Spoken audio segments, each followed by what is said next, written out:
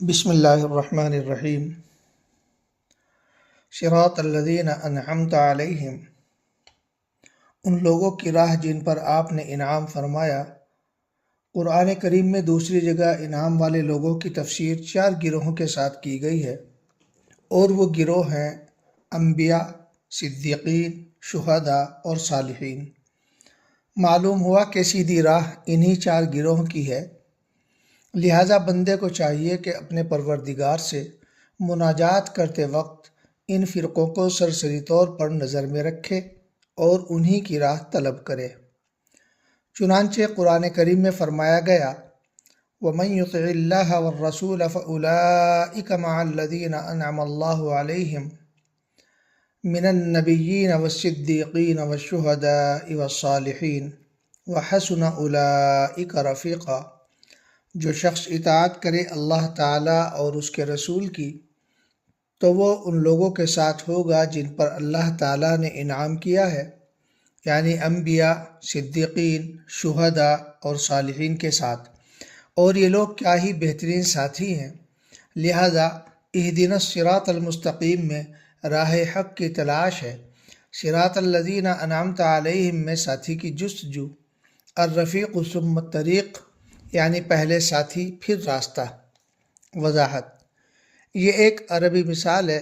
خطیب نے اپنی جامع میں بروایت حضرت علی مرفوعاً روایت کیا ہے، فرماتے ہیں کہ رسول اللہ صلی اللہ علیہ وسلم نے ایک طویل خطبے کے آخر میں ارشاد فرمایا تھا، الجار قبل الدار والرفیق قبل الطریق والزاد قبل الرحیل۔ یہ بات بھی جان لیں کہ عام مومنین کو صالحین کی رفاقت طلب کرنی چاہیے، صالحین کو شہداء کی، شہداء کو صدیقین کی، اور صدیقین کو انبیاء کرام علیہم السلام کی رفاقت کی دعا مانگنی چاہیے۔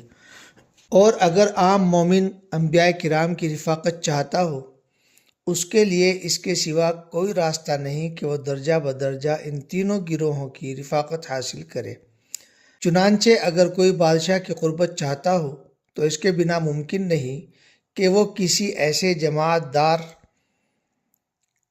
کی ہمراہی اختیار کرے جسے رسالہ دار کی رفاقت نصیب ہو، رسالہ دار بھی ایسا کہ جسے بڑے امراء میں سے کسی کا ساتھ حاصل ہو۔ وضاحت: مطلب یہ ہے کہ دعا میں ترتیب قائم رکھنی چاہیے، پہلے مومن بننے کی دعا مانگے، پھر صدیق، شہید اور اس کے بعد انبیاء کرام کی ہمراہی کی دعا مانگے۔ یہاں عبارت کے ظاہری معنی مراد لینا ممکن نہیں، کیونکہ عام مومن نہیں جانتا کہ وہ صالحین کے زمرے میں کب داخل ہوا، صالح نہیں جانتا کہ وہ صالح ہے۔ لہٰذا اس عبارت کی روشنی میں انسان صرف صالح بننے کی دعا کر سکتا ہے۔ اگلے کسی بھی درجے کی دعا کرنے کا سیدھا مطلب یہ دعویٰ کرنا ہے کہ وہ عام مومن کے درجے سے آگے جا چکا ہے، اور اس دعوے کی کوئی دلیل نہیں، کوئی سند اس کے پاس نہیں۔ اس طرح کا کوئی دعویٰ نہ تو حدیث کی روح سے جائز ہے، اور نہ ہی انسان کو اس کے گناہ کبھی یہ باور کرنے دے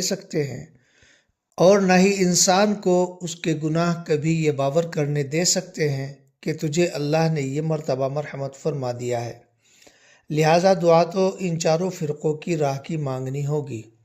یہی قرآن کریم کی عبارت سے بھی مستفاد ہوتا ہے، احادیث سے بھی یہی ثابت ہوتا ہے، اور صحابہ و تابعین اور بزرگان دین کے معمول سے بھی۔ حضرت عائشہ رضی اللہ تعالی عنہا کی روایت ہے، نبی کریم صلی اللہ علیہ وسلم نے امت کو سکھانے کے لیے دعا مانگی۔ عن عائشہ رضی اللہ تعالی عنہا قالت سمعت رسول اللہ صلی اللہ علیہ وسلم یقول مع الذین انعم اللہ علیہم من النبیین والصدیقین والشہداء والصالحین، متفق علیہ۔ تو نبی کریم صلی اللہ علیہ وسلم سب سے اعلیٰ درجے پر فائز تھے، اس کے باوجود آپ نے یہ دعا مانگی امت کو سکھانے کے لیے۔ جس طرح آپ صلی اللہ علیہ وسلم سب سے اونچے درجے پر فائز ہو کر یہ دعا مانگ رہے ہیں، اسی طرح آپ کا امتی سب سے نچلے درجے پر ہوتے ہوئے بھی یہ دعا اللہ سے مانگ سکتا ہے۔ اسی لیے اہل اللہ کے کسی سلسلے میں داخل ہونا اور ان کا توسل یا واسطہ اختیار کرنا اہل اسلام کے نزدیک پسندیدہ ہے۔ نیز یہ بھی غور کرنے کی بات ہے کہ جب اصل راہ انبیاء کرام علیہم السلام کو عالم غیب سے سکھائی گئی ہے، ان سے صدیقین کو، ان سے شہداء کو اور شہداء سے صالحین کو یہ تعلیم پہنچی، تو ضروری ہوا کہ پہلے انبیاء کرام کی معرفت حاصل ہو اور اس کے بعد ان تینوں فرقوں کی، تاکہ ان کی رفاقت کی طلب و جستجو بھی پیدا ہو۔